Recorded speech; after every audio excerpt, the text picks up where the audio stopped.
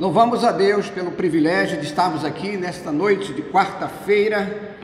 Hoje é dia 13 de janeiro, 13 dias do mês de janeiro do ano de 2021. O tempo tem uma velocidade constante, né? A gente não percebe os dias passarem com tanta velocidade. Estamos hoje com um dos textos mais impactantes da palavra, o Evangelho de João, no capítulo 6, a partir do versículo 60 em diante. Esta é uma das palavras do Senhor Jesus nos seus ensinamentos, onde ele pôde demonstrar toda a sua condição de fazer uma avaliação do ser humano. Este capítulo 6, ele traz muitas informações importantes, ele é muito explicativo. Por que que Jesus fez este relato, nesse texto tão marcante? Jesus fez a primeira multiplicação dos pães e peixes, um milagre extraordinário. A Bíblia relata em 2 milagres de multiplicação de pães e peixes, e a multidão ficou tão impactada com aquela multiplicação que eles pensaram: este é o que nós esperamos, porque está fazendo coisa extraordinária, né? Mas aqui nesse texto, Jesus ele faz uma revelação muito forte, porque ele conhece todo o nosso pensamento, nossa intenção. E aqui Jesus ele faz uma declaração do que se passava no pensamento daquela multidão, que faziam um deslocamento de regiões muito distantes, e eles tinham uma vontade muito grande de estarem próximo de Jesus. Mas aqui nesse texto, Jesus vai mostrar qual era o verdadeiro motivo que eles o procuravam. E eu quero então que vocês acompanhem nas suas Bíblias o capítulo 6, o versículo 26. 6, versículo 26. Antes de entrarmos no texto propriamente dito. Capítulo 6, versículo 26, diz assim: em verdade lhes digo, que vocês estão me procurando, não porque viram sinais, mas porque comeram os pães e ficaram satisfeitos. Que coisa triste, né? Jesus então, descobrindo isso no interior daquela multidão, estavam interessadas apenas no alimento físico. No versículo 29 do capítulo 6, Jesus mostra-lhes o caminho que é necessário que eles crescem nele, isto é, naquele que desceu do céu, enviado pelo seu Pai, enviado por Deus. No verso 30 do capítulo 6, a gente vai encontrar: então eles disseram, que sinal o Senhor fará para que vejamos e creiamos no Senhor? O que o Senhor pode fazer? Meus irmãos, que coisa, né? Que sinal o Senhor pode fazer para que a gente possa crer no Senhor? O que o Senhor pode fazer por nós? Olha, que argumento estranho, que argumento desnecessário. E eles então relataram o seguinte: nossos pais comeram maná no deserto, como está escrito, deu-lhes a comer o pão do céu. E é muito tranquilo assim, né? Quando você faz um relato da caminhada do povo pelo deserto, eu não sei se foi uma vida boa, eu não sei se foi uma vida tranquila, mas a verdade é que o maná caía todos os dias. Eles não precisavam nem plantar, nem colher, o maná caía do céu, e era tão interessante que era tão certo que eles não precisavam guardar, porque se guardasse estragava, né? A gente vai encontrar hoje muitas pessoas que quando vê uma notícia na mídia dizendo que vai vir uma crise, alguma coisa desse gênero, as pessoas correm para os supermercados, e aqueles que têm algum recurso fazem um estoque muito grande em casa, e a gente sabe que existem alimentos que se estragam com facilidade, né? Então, esta preocupação eles não tinham. Então eles fazem essa declaração para Jesus, né? E Jesus então faz uma explicação aqui, declara que o pão de Deus não é aquele maná que caiu lá no deserto. O verdadeiro pão de Deus é o que desce do céu e que veio trazer vida, uma vida, sabe, verdadeira ao mundo. Em João capítulo 6, versículo 34, eles então, ouvindo essas palavras de Jesus, eles disseram: Senhor, dê-nos então desse pão. Verso 35, João 6, 35, Jesus respondeu: Eu sou o pão da vida, quem vem a mim jamais terá fome, e quem crê em mim jamais terá sede. E eles, verso 36, Jesus diz: Porém eu já lhe disse que vocês não creem, embora estejam me vendo, vocês não creem. Em João capítulo 6, versículo 41, então os judeus começaram a murmurar contra Jesus, porque tinha dito: Eu sou o pão que desceu do céu.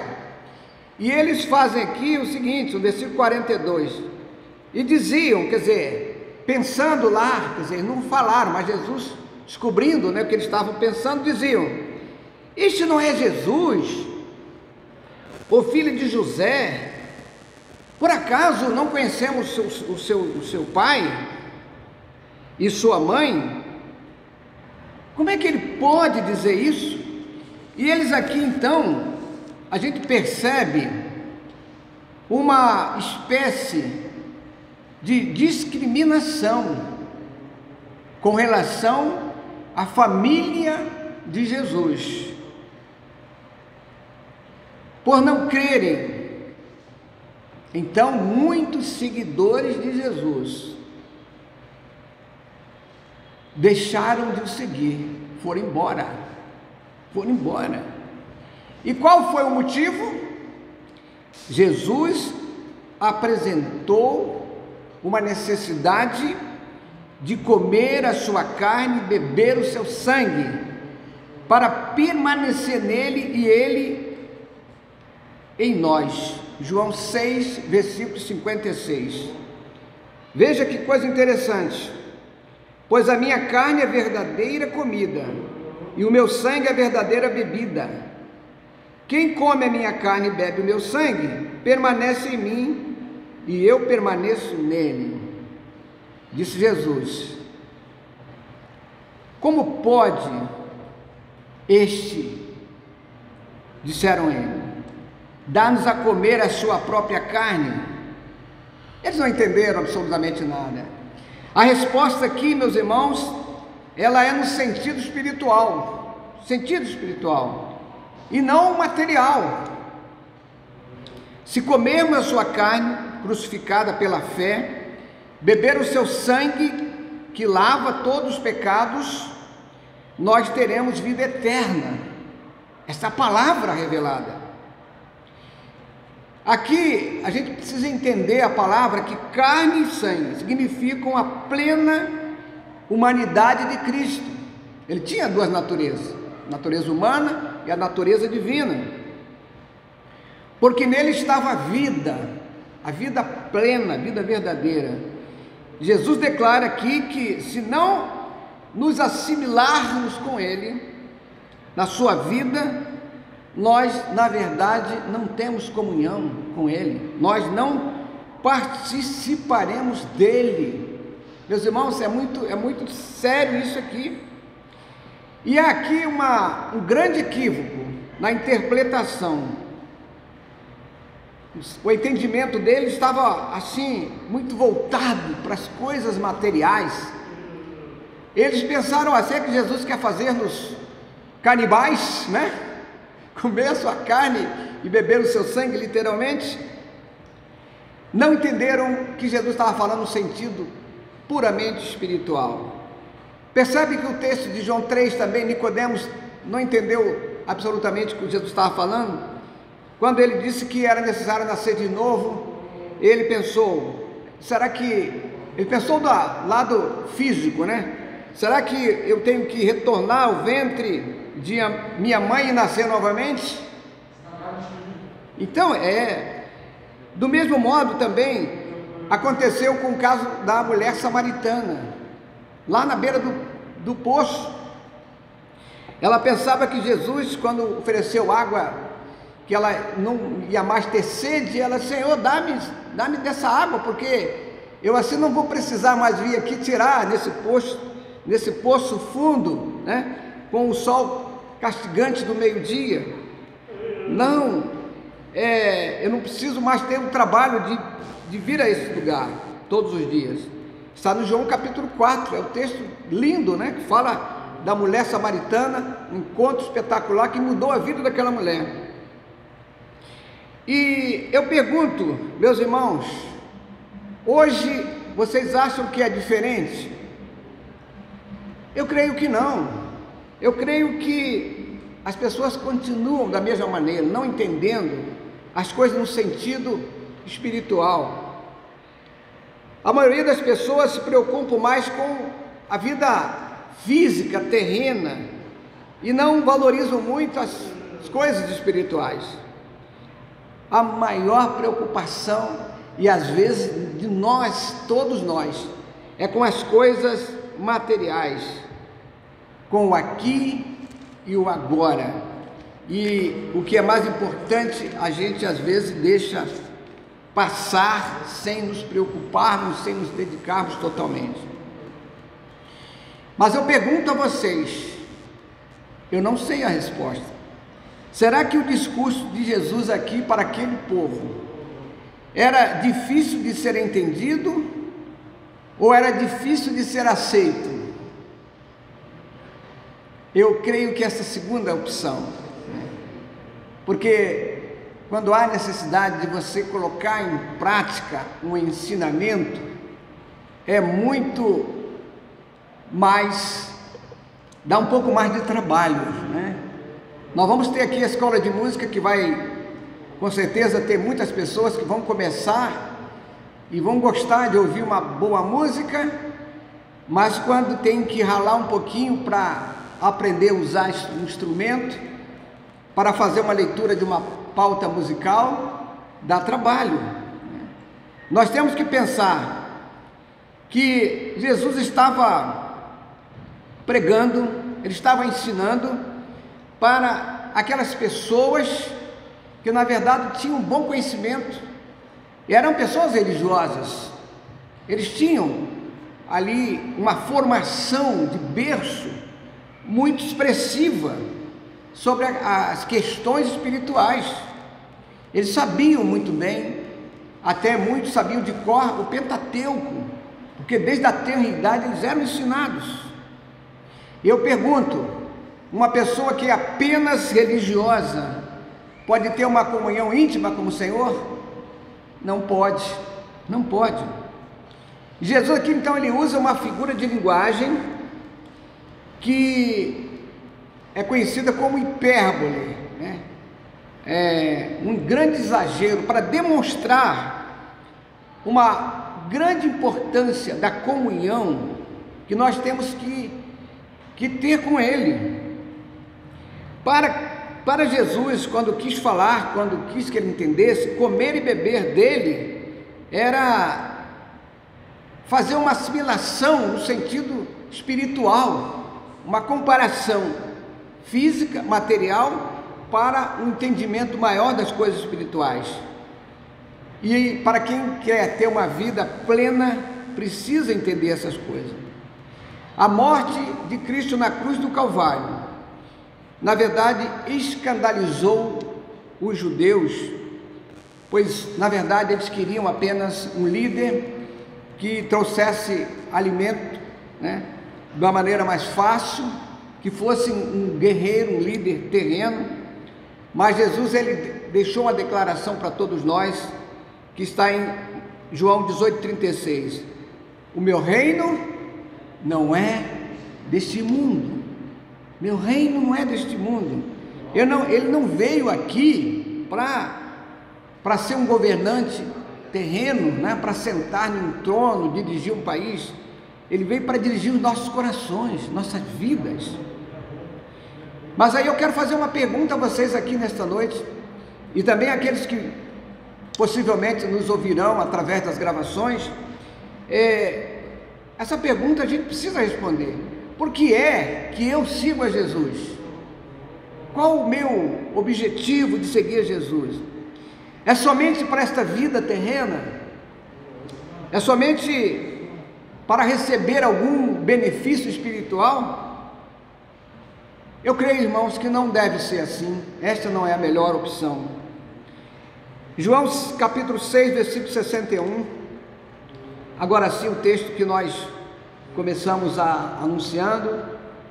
Mateus capítulo 6, verso 61. Jesus, sabendo por si mesmo que os seus discípulos murmuravam a respeito do que ele havia falado, disse-lhes: isso escandaliza vocês? Que acontecerá então se virem o Filho do Homem subir para o lugar onde primeiro estava? O Espírito é que vivifica, a carne para nada aproveita. As palavras que eu lhes tenho falado são espírito e são vida, mas há descrente entre vocês. Olha, a gente precisa perceber aqui uma palavra de um poder sobrenatural, um poder extraordinário de Jesus. Sabendo por si mesmo, diz o texto, sabendo por si mesmo, que os seus discípulos murmuravam, verso 61, a respeito do que ele havia falado. Então, meu irmão, minha irmã, é bom também você saber que Jesus nos conhece profundamente. Ele sabe da intenção do seu coração. Ele sabe a intenção do meu coração. João 6, versículo 62. Jesus então lançou aqui um desafio público, dizendo que eles se escandalizavam, né, com suas palavras, e ainda mais assim o faria, quando vissem que ele ia morrer de uma forma tão vergonhosa, que é a morte de cruz, uma morte cruel, desqualificante. Ele morreu porque ele pagou o preço para que a gente tenha liberdade, para depois ser glorificado, voltando para o céu, o lugar de onde ele viera. Aí eles não entenderam, não aceitaram muito, né? Outro modo em que eles se escandalizaram, né? Quando Jesus revela sobre a sua pré-existência, e eles pensavam: como pode? Nós sabemos que ele é filho de José e Maria, sabemos de onde ele é, como ele disse que ia voltar para o lugar onde primeiro estava? Meus irmãos, o esclarecimento do valor extraordinário das palavras de Jesus. São palavras com um profundo, um grandioso sentido espiritual. A lição é a seguinte: precisamos sintonizar na mesma frequência o nosso espírito com o Espírito de Deus. Antigamente, quando a gente tinha aqueles rádios antigos, que eram, hoje a tecnologia avançou muito, né? Você precisava procurar certinho a estação, se deixasse um pouquinho fora, ficava uma zoeira danada, você não entendia nada, entrava interferência, entendeu? Então, a nossa comunhão espiritual, ela tem que estar sintonizada na mesma frequência espiritual. As Sagradas Escrituras estão aqui para nos ensinar como fazer isso. A força espiritual que é viva e eficaz, que traz um grande poder e graça, porque a Bíblia, ela é até conhecida por muitos como a Palavra de Deus. Aqui em João capítulo 6, versículo 64, está revelado o seguinte: mas há descrente entre vocês. Ora, Jesus sabia desde o princípio quais eram os que não criam e quem iria traí-lo. Que coisa extraordinária! Aqui então está revelada a importância de crer na palavra de Jesus, palavra que, para nossa felicidade, foi traduzida no nosso idioma. João 6,65, ele então faz aqui uma declaração, né? O papel de Deus Pai, papel de Deus Filho, para que o plano de salvação fosse realizado, prometido desde a queda do primeiro casal lá no Éden. No versículo 66, a gente encontra o seguinte: diante disso, muitos dos seus discípulos o abandonaram e já não andavam com ele. Isso é sério, é uma decisão infeliz.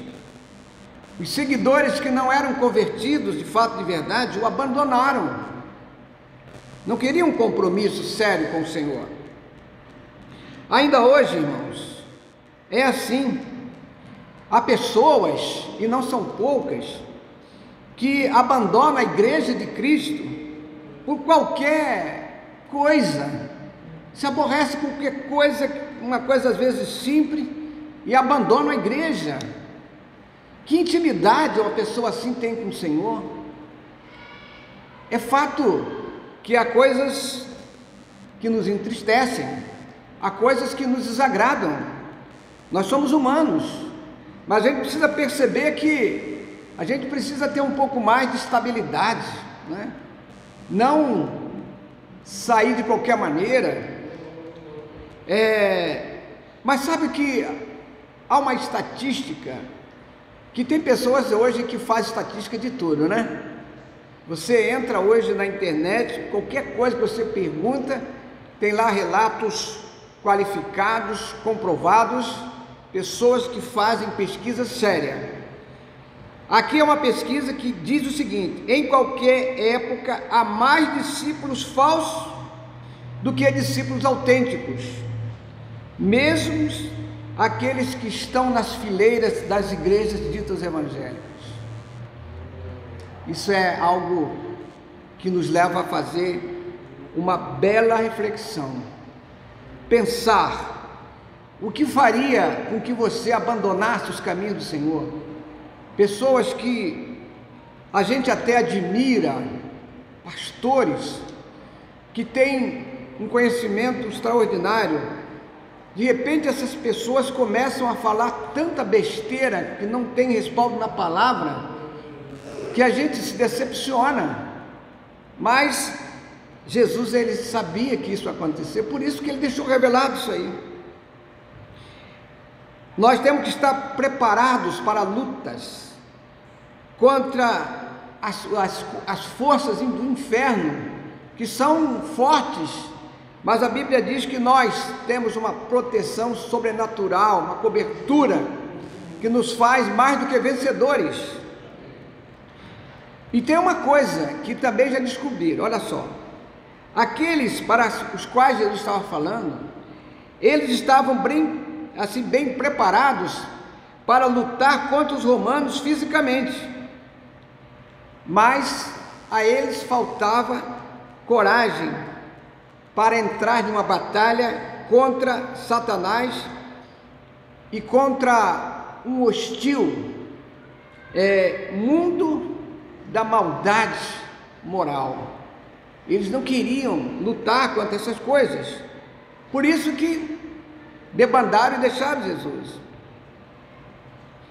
O que atrai muitas pessoas? São os milagres, grandes milagres atraem as multidões, né? Mas, é verdade, vem para cá que você vai ter 5 carros, né? A gente já tem um só, dá um trabalho danado, é caro pagar IPVA, agora até está melhor, né? Mas, os milagres atraem muita gente, mas coisa alguma era capaz de segurar suas almas. Aí que é preciso você estar bem afinado com o Senhor, né? Alguém escreveu assim: quão difícil é ser cristão autêntico, aquele cristão forjado pela vida, que não é qualquer besteirinha que ele abandona os caminhos do Senhor. Pode vir chumbo grosso que ele está aí, ele vai ficar mais forjado, né? Está aqui uma enfermeira que sabe muito bem. As pessoas que passam por muitas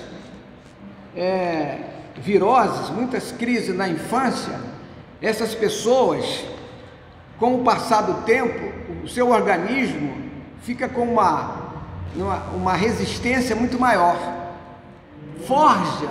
Então, se você tem muita luta, muitas batalhas na jornada cristã, no seio da igreja, você está preparado para ser um autêntico servo do Senhor, aquele soldado de guerra, de batalha, né? Que não é qualquer coisa que faz ele desistir. Em João 6, capítulo 6, 67, então Jesus perguntou aos 12: será que vocês também querem se retirar? Olha, meus irmãos, uma pergunta feita aos 12, né? E aqui nós temos uma doutrina que para mim, não sei para você, para mim é muito clara: a doutrina do livre-arbítrio. Jesus faz essa pergunta: olha, vocês são livres, tá legal? Vocês não estão obrigados aqui, ficar aqui me seguindo aqui. Não são, se quiserem, estão livres, pode seguir. Porque Jesus, ele nos conhece totalmente, mas Jesus queria ver, para deixar registrado para nós a reação deles. E aí no versículo 68, Pedro, cheio do Espírito Santo, com a palavra de vida, palavra sábia de Pedro: Senhor, ele faz uma pergunta: para quem iremos nós? Se está ruim contigo, imagina sem o Senhor.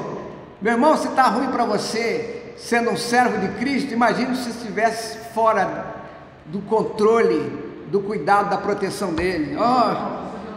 Para quem iremos? Ele pergunta. E ele diz assim: o Senhor tem as palavras da vida eterna. E aqui Pedro foi extraordinário. Pedro deixou essa lição para nós. Ele aqui não fala dos sinais, tantos que ele viu, dos milagres, porque para Pedro essas coisas não eram as mais importantes. Não foi isso que prendeu Pedro, né, ao ponto de ser um dos maiores seguidores de Cristo, que passou pelo estigma da morte, crucificado, e pediu para ser crucificado de cabeça para baixo, não queria morrer igual o seu mestre. Não foram os milagres, mas sim a palavra de Jesus que impactou o coração de Pedro e mudou a história daquele homem. um poder que ele experimentou extraordinário de convivência com o Mestre. No versículo 69, a gente vê aqui o seguinte: nós temos crido e conhecido que o Senhor é o Santo de Deus. Vemos aqui a crença, o conhecimento dos discípulos de Jesus, que eram profundos, sabiam na prática, porque eles aprenderam com a intimidade do dia a dia com o Mestre.